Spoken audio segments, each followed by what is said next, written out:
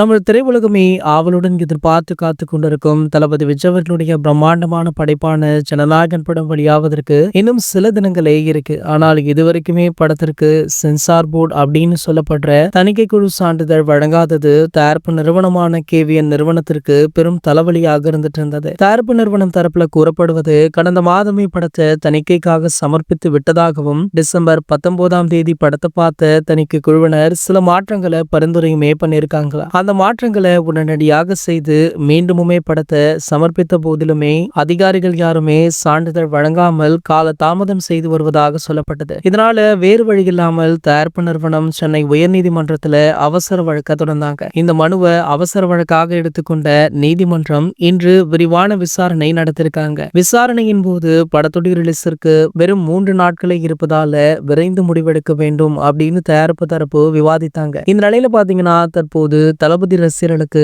அதிர்ச்சிகரமான செய்தி ஒன்று வெளியாக இருக்கு. அதாவது இந்த வழக்குக்கான தீர்ப்பு ஜனவரி 9ஆம் தேதி காலை தான் வழங்கப்படுமா. அன்றுதான் இந்த படத்தோட ரிலீஸ்.